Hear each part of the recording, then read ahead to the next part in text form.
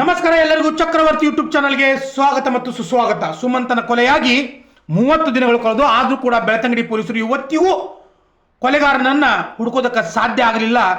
ಇದು ನಾಚಿಕೆಗೇಡಿನ ಸಂಗತಿ ರೀ. ನಮ್ಮ ಮೆಟ್ ತಗೊಂಡ ನಾವ ಬಡ್ಕೊಳ್ಬೇಕಿಲ್ಲಿ. ಯಾಕಂದ್ರೆ ಸುಮಂತ್ ಕೊಲೆಯಾಗಿ 1 ತಿಂಗಳಾಯಿತು. ಇವತ್ತಿಗೆ ಬಿಸಿ ಬಿಸಿ ಸುದ್ದಿ ಒಂದು ಹರಡಾಗದ. ನೋಡ್ರಿ, ಎಲ್ಲರೂ ಏನು ಮಾಡಿದ್ರೆ ಅವ್ರ ತಂದೆ ತಾಯಿ ಅಣ್ಣ ತಂಗಿ ಆಮೇಲೆ ಅವ್ರ ಅಜ್ಜ ಸೈಡ್ ಮನೆಯನವರ, ದಂಡಿ ಮನೆಯನವರ, ಮುಂದಿನ ಮನೆಯನವರ, ಹಿಂದಿನ ಮನೆಯನವರ, ಮ್ಯಾಗಿನ ಮನೆಯನವರ, ಕೆಳಗಿನ ಮನೆಯನವರ ಎಲ್ಲರೂ ಕೂಡ ಏನಪ್ಪ ಅಂದ್ರೆ ತನಿಖೆ ಮಾಡಿದ್ರು, ವಿಚಾರಣೆ ಮಾಡಿದ್ರು. ಅವರು ಏನಪ್ಪಾ ಅಂದ್ರೆ ಆರಾಮಾಗಿ ಕುತ್ಕೊಂಡು ಅವರು ಇಂಟರ್ವ್ಯೂ ಕೊಟ್ಟಿದ್ದ ಏನು ಟಿವಿಯಾಗ ಬರ್ತೀವತ್ತ ಕೊಡಾಕದಾರೋ, ಏನು ಇಡೀ ಕರ್ನಾಟಕ ಜನತೆ ನೋಡ್ತಿತ್ತ ಕೊಡಾದಾರೋ, ಅವ್ರಿಗೆ ಪಾಪ ಅವ್ರ ಕಷ್ಟ ಅವರಿಗೆ.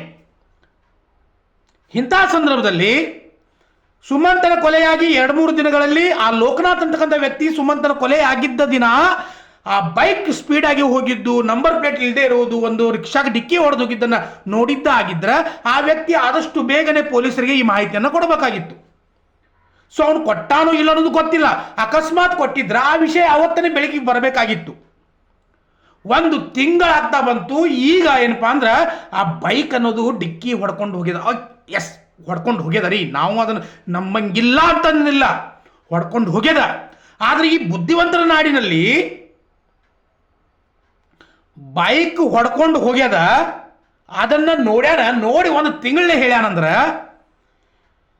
ಇಲ್ಲಿ ಬೋಳಾಂಗಡಿ ಬಂದ, ಮಹಾಬಲ ಶಟ್ಟ ಬಂದ, ಇವ್ರು ಎಲ್ಲರೂ ಬಂದ ಕೂಡಲೇ ಬೈಕ್ ವಿಷಯ ಬಂತಲ್ಲ ಇಲ್ಲಿ ಅನ್ನೋದೊಂದು ಪ್ರಶ್ನೆ ಮೂಡಾಗದ್ರಿ ನನಗೆ. ಬುದ್ಧಿವಂತರ ನಾಡಲ್ಲಿ ನಡೀತಕ್ಕಂಥ ಕೊಲೆ ಪ್ರಕರಣಗಳಿಗೆ ಇವತ್ತಿಗೂ ಕೂಡ ಕೊಲೆಗಾರ ಸಿಕ್ಕೇ ಇಲ್ಲ. ಅದಕ್ಕೆ ಕಾರಣ ಯಾರಪ್ಪ ಅಂದ್ರೆ ಅಲ್ಲಿರ್ತಕ್ಕಂಥ ಬುದ್ಧಿವಂತ ಜನರೇ, ಪೊಲೀಸರು ಅಲ್ಲ. ನೋ, ಪೊಲೀಸರು ಕಾರಣ ಅಲ್ವೇ ಅಲ್ಲ. ಕಾರಣ ಏನು? ಸುಮಂತನ ಕೊಲೆ ಆಯಿತು. ಅವ್ರ ತಾಯಿ ಹೇಳ್ತಾರ ಗೊತ್ತಿಲ್ಲ, ತಂದೆ ಹೇಳ್ತಾರ ಕೊಲೆಗಾರ ನಮಗೆ ಗೊತ್ತಿಲ್ಲ, ಮಗ ಹೇಳ್ತಾರೆ ನಮಗೆ ಯಾರ ಮೇಲೂ ಸಂಶಯ ಇಲ್ಲ, ಎಲ್ಲರೂ ಕೂಡ ಒಳ್ಳೆಯವರೇ, ನಾವು ಎಲ್ಲರ ಜೊತೆ ಒಳ್ಳೆಯವರಾಗೇ ಇದ್ದೀವಿ. ಸೊ ನಮ್ಗೆ ಇದ್ರ ಬಗ್ಗೆ ಏನು ಗೊತ್ತಿಲ್ಲ. ಪೊಲೀಸರು ತನಿಖೆ ಮಾಡ್ತಾರೆ, 100% ನಮಗೆ ನ್ಯಾಯವನ್ನು ಕೊಡಿಸ್ತಕ್ಕಂಥ. ಅವ್ರ ತಾಯಿ ಎಷ್ಟು ಹುಚ್ಚಿರ್ಬೇಕಂದ್ರೆ ನೋಡ್ರಿ, ಕೊಲೆ ಪ್ರಕರಣಕ್ಕೆ ಆ ಕಲ್ಲಿನ ಮೇಲೆ ಸುಮಂತನ ರಕ್ತ ಬಿದ್ದಿತ್ತಲ್ಲ, ಅದು ಕೂಡ ಒಂದು ಸಾಕ್ಷಿ ಆಗ್ತದನ ಇಲ್ಲೋ.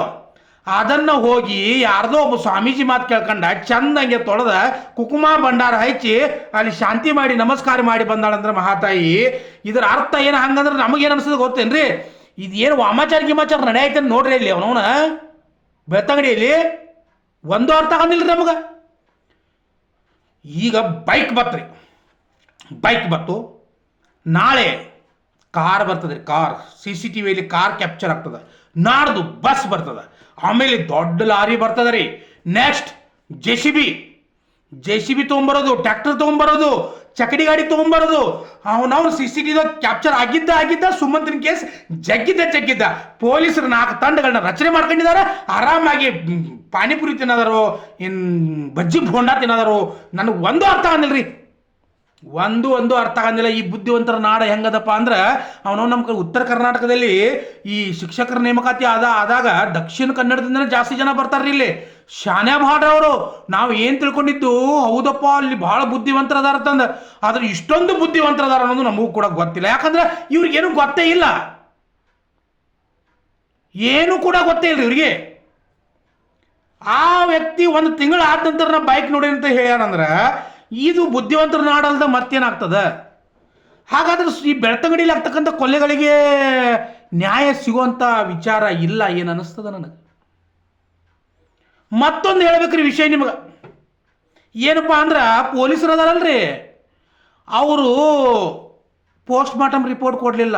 ಯಾರಿಗೆ? ಸುಮಂತನ ಕುಟುಂಬದವರಿಗೆ. FSL ರಿಪೋರ್ಟ್ ಅಂತೂ ಯಾಕೆ ಮಾಡಿದಾರ ಅನ್ನೋದು ಅರ್ಥ ಆಗಂಗಿಲ್ಲ. ಅವೇನು ಕುಡಿತಿದ್ದೋ, ವಿಷ ಕೊಡೋದು, ಏನು ಡ್ರಗ್ಸ್ ತೊಗೊಳ್ತಿದ್ದೋ, ಯಾಕೆ FSL ಮಾಡೋಕೆ ಕಳ್ಸಾರೋ ಗೊತ್ತಿಲ್ಲ. ಈ FSL ಅನ್ಕೋತ್ರಿ ಇವರು ವರ್ಷತನ ಹೋಗ್ತಾರೆ ಅಂದ್ರೆ ಜನ ಎಲ್ಲ ಮರಿಬೇಕಿದನ್ನ. ಈ ಟೆಕ್ನಿಕ್ ಹೇಳ್ತೀನಿ ಕೇಳ್ರಿ ನಿಮಗೆ. ಜನ ಎಲ್ಲ ಮರ್ತು ಹೋಗ್ಬೇಕು, ಸುಮಂತನ ಕೇಸ್ ಕ್ಲೋಸ್ ಆಗ್ಬೇಕು. ಮತ್ತೊಬ್ರು ಹೇಳ್ತಾರ ಅವನವನ ಬೈಕ್ ತಗೊಂಡ ಅಡಿಕೆ ಕಳ್ತನ ಮಾಡಕ್ ಬಂದು. ಯಾವ ಸುಳೆ ಮಗ ಬೈಕ್ ತಗೊಂಡು ಅಡಿಕೆ ಕಳ್ತನ ಮಾಡಕ್ ಬರ್ತಾನ್ರಿ? ಯಾರು ಬರ್ತಾರ? ಏನು ತೈಲಿ ಐತೋ, ಏನಾಯ್ತು ಅನ್ನೋದು ನನಗೆ ಒಂದು ಅರ್ಥ ಆಗಂಗಿಲ್ಲ. ಊಹಾಪೋಹಗಳಿಗೆ ಒಂದು ಮಿತಿ ಇರಬೇಕಾಗ್ತದ. ಇಲ್ಲಿ ಪೊಲೀಸರು ಏನು ಮಾಡೋದಾರ ಅಂದ್ರೆ ನಾವು ನೀವು ಊಹಾಪೋಗಳನ್ನ ಎಬ್ಸ್ಕೊತ ಹೋಗ್ರಿ, ನಾವು 4 ತಂಡಗಳನ್ನ ರಚನೆ ಮಾಡ್ಕೊಂಡು ಆರಾಮಾಗಿ ಇರ್ತೀವಿ, 1 ವರ್ಷ ಕಳೀತದ, ಸುಮಂತನ ಕೇಸ್ ಮಾಡಿಬಿಡೋಣ. ನಮಗೇನು ಅಂದ್ರೆ ಇದ್ರ ಹಿಂದೆ ಈ ಬೋಳಾಂಗಡಿ ಬಂದಲ್ಲ, ಈ ಆಮೇಲೆ ಇದು ಲೇಟಾಗಿ ಕಾರ್ ಗೀರೆಲ್ಲ ಬೈಕು ಕಾರು JCB ಎಲ್ಲ ಬರೋಕೈತಲ್ಲ, ಇದನ್ನೆಲ್ಲ ನೋಡಿದಾಗ ಇದ್ರ ಹಿಂದೆ ಪ್ರಭಾವ ವ್ಯಕ್ತಿ ಯಾರಾದರೂ ಅದಾರ ಏನು? 100% ಪ್ರಭಾವಿ ವ್ಯಕ್ತಿಗಳು ಯಾರಾದರೂ ಇದರಲ್ಲಿ ಇರಬೇಕಾಗ್ತದೆ. ಈ ಪ್ರಭಾವಿ ವ್ಯಕ್ತಿಗಳು ಇರೋದ್ರಿಂದನೇ ಈ ಕೇಸ್ ಕೂಡ ಲೇಟ್ ಆಗ್ತಾ ಇದೆ ಅಂತ ನನಗೆ ಅನ್ಸಾಕತ್ತದ. ಅಥವಾ ಆ ಪ್ರಭಾವಿ ವ್ಯಕ್ತಿಗಳು ಸುಮಂತನ ಕುಟುಂಬದ ಮೇಲೆ ಏನಾದರೂ ಒತ್ತಡ ಹಾಕ್ಯಾರೇನ, ಅದಕ್ಕೆ ಇವು ಪೂಜೆ ಪುನಸ್ಕಾರ ಮಾಡ್ಕೊತ ಓಂ ನಮಃ ಶಿವಾಯ ಅಂತ ಅನ್ಕೋತ ಪಾಪ ಇವು ಗಪ್ ಕೂತಿದಾಕಂತ ಮತ್ತೊಂದು ನನಗೆ ಅನಿಸ್ತದೆ ರೀ. ಕಮೆಂಟ್ ಬಾಕ್ಸ್ ನಿಮಗಾಗಿ ಅದ. ಮತ್ತೊಂದು ನನಗೆ ಇವತ್ತಿಗೂ ಅನ್ಸಾಕತ್ತದ ಏನಪ್ಪ ಅಂದ್ರೆ, ದುಃಖಕರವಾದ ವಿಷಯ ಅಲ್ಲ, ಸುಮಂತನ ತಾಯಿಯ ಒಂದು ಮುಖದಲ್ಲಿ ಇವತ್ತಿಗೂ ಕೂಡ ನೋವು ಕಾಣ್ತಾ ಇಲ್ಲ. ತಂದೆ ಅಂತೂ ಅವರವ್ರ ಡ್ಯೂಟಿಗೆ ಅವ್ರು ಹತ್ತಿರು, ಯಾರೂ ಮುಖದಲ್ಲಿ ನೋವು ಕಾಣ್ತಾ ಇಲ್ಲ. ಯಾಕೆ ಇವ್ರು ಯಾರಿಗಾದ್ರೂ ಹೆದರಿದಾರೇನ ಅನ್ನೋ ಒಂದು ಪ್ರಶ್ನೆ ಮೂಡಾಗದ. ಈ ಪೊಲೀಸರು ಏನು ಮಾಡ್ಯಾರ ಗೊತ್ತೇನ್ರಿ?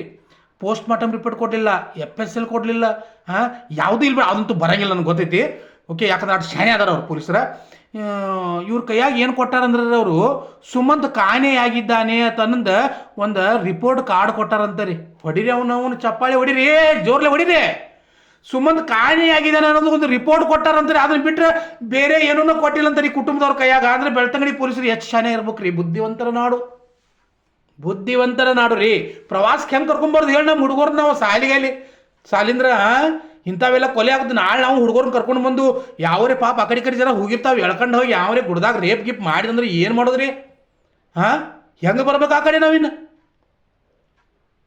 ಜನ ಮೀನಾ ತಿಂತಾರೆ, ಜನ ಶಾಣೆ ಇರ್ತಾರಂತಂದ್ರೆ ಅವನು ಅದು ಮತ್ತೊಂದು ನೋಡ್ರಿ. ಹೇಳ್ತೇನೆ ನಾನು ನಿಮಗೆ, ಕಾರ್ ಬಂತು, ಬೈಕ್ ಬಂತು, ಇದನ್ನೆಲ್ಲ ಬಿಡ್ರಿ. ಆ ಪೊಲೀಸರಂತೂ ಸರಿಯಾಗಿ ತನಿಖೆ ಮಾಡಂಗಿಲ್ಲ.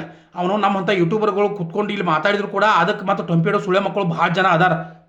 ಅದನ್ನೆಲ್ಲ ಬಿಡ್ರಿ. ಇಲ್ಲಿ ನಿಮ್ಗೊಂದು ಒಂದು ವಿಚಾರ ಹೇಳ್ತೀನಿ ನಾನು. ಈ ಧನಿಗಳು ಅನ್ನೋದು ಏನೋ ಕಾನ್ಸೆಪ್ಟ್ ಐತಲ್ರಿ ಇಲ್ಲಿ ದಕ್ಷಿಣ ಕನ್ನಡದಲ್ಲಿ ಧನಿಗಳು ಅನ್ನೋದು, ಆ ಕಾನ್ಸೆಪ್ಟ್ ಬದಲು ತೆಗಿಯಾಕ್ಬೇಕ್ರಿ. ಯಾಕಂದ್ರೆ ಧನಿಗಳು ಅಂದ್ರೆ ಒಂಥರ ದೇವ್ರ ಸಮಾನ ರೀ. ಅಲ್ಲಿ ದೇವ್ರಂದ್ರೆ ಅವು ಧನಿ ಅನ್ನೋ ನಾಲ್ಕು ನನ್ನ ಮಗ ರೇಪ್ ಮಾಡಿದ್ರು ಅವ್ನು ದೇವ್ರ, ಕೊಲೆ ಮಾಡಿದ್ರು ಅವ್ನು ದೇವ್ರ, ಒಬ್ಬರದ ಭೂಮಿಯನ್ನು ಕಳ್ತನ ಮಾಡಿದ್ರು ಅವ್ನು ದೇವ್ರ, ಜನರನ್ನ ಕಷ್ಟದಲ್ಲಿ ಸಿಲುಕಿಸಿ ಆರಾಮಾಗಿದ್ರು ಕೂಡ ಅವ್ನು ದೇವ್ರ. ಈ ಧನಿ ಅನ್ನೋ ಕಾನ್ಸೆಪ್ಟಲ್ಲಿ ಸರ್ವಾಧಿಕಾರಿ ಆಡಳಿತವನ್ನು ನಡೆಸ್ತಾ ಇದ್ರಿ. ಅದನ್ನು ನಮ್ಮ ಉತ್ತರ ಕರ್ನಾಟಕ ನೋಡ್ರಿ. ಲೇ ಹಡ್ಸಿ ಮಗನ, ಸಾವುಕಾರ ಇದ್ರೆ ನೀನು ಮನೆಯಾಗಿದ್ರೆ ಎಲ್ಲ ಹೊಡಿ ಮಗನ, ನೀ ಏನು ಹಚ್ಚಿದ್ದೀರ ಮಗ? ಕೊಡ್ತೀನಿ, ನೀ ಬಂದ್ರೆ 1 ಸೆಂಟ ಬರ್ಲಿಕ್ಕೆ 2 ಸೆಂಟ್ ಅಂತೀವಿ ನಾವು. ನಮ್ಮ ಕಡೆ ಧನಿ ಸಾವುಕಾರ ಗೀಕೋರ ಏನು ಇಲ್ರಿ ಇಲ್ಲಿ. ಹಿಂಗಾಗಿ ನಮ್ಮ ಕಡೆ ಇಂಥವೆಲ್ಲ ಪ್ರಕರಣಗಳು ನಡೆಯಂಗಿಲ್ಲ. ಮೆಟ್ಟ ಹರಿತಾವ ನಮ್ಮ ಕಡೆ. ಮೆಟ್ಟ ಅಂದ್ರೆ ಬರೀ ಒಬ್ಬರಿಗೆ ಹರಿಯಂಗಿಲ್ಲ, ಇವು ಇಡೀ ಖಾನ್ದಾನ ಹರಿತಾವ್ರಿ. ಆದ್ರೆ ಅಲ್ಲಿ ಏನಾಗೈತೆ, ಧನಿಗಳು ದೇವ್ರ ಸಮಾನ, ದೇವರು ಭಕ್ತಿ. ಬುದ್ಧಿವಂತರತ ತಿಳ್ಕೊಂಡಿದ್ದಲ್ರಿ. ನಿಮ್ಮ ಮಕ್ಕಳು ಬೆಳ್ತಂಗಡಿಯವರು, ನಿಮ್ಮ ಮಕ್ಕಳು ಮುಂದೆ ನಿಮ್ಮ ಭವಿಷ್ಯ ಚೆನ್ನಾಗಿರ್ಬೇಕು ಮಾಡಬೇಕಂದ್ರೆ ಆ ಬೆಳ್ತಂಗಡಿ ಗ್ರಾಮವನ್ನು ಬಿಟ್ಟು ಹೊರಗಡೆ ಹೋಗ್ರಿ. ಇಲ್ಲಾಂದ್ರೆ ನಾಳೆ ನಿಮ್ಮ ಹೆಂಡ್ರ ಮಕ್ಕಳ ಕೊಲೆ ಆದ್ರೆ ನೀವು ಧನಿಗಳು ಅನ್ಕೋತ ಕೊಂಡ್ಬೇಕಾಗ್ತದೆ.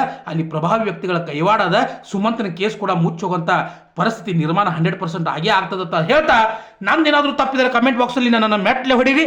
ಇಲ್ಲಪ್ಪ ಅಂದ್ರೆ ಆದಷ್ಟು ಮಟ್ಟಿಗೆ ಸಬ್ಸ್ಕ್ರೈಬ್ ಮಾಡಿರಿ, ಶೇರ್ ಮಾಡಿರಿ ಅಂತ ಹೇಳ್ತಾ ಮತ್ತೆ ಬರ್ತೀನಿ. ನಮಸ್ಕಾರ ಎಲ್ಲರಿಗೂ. ಜೈ ಹಿಂದ್, ಜೈ ಕರ್ನಾಟಕ ಮಾತು.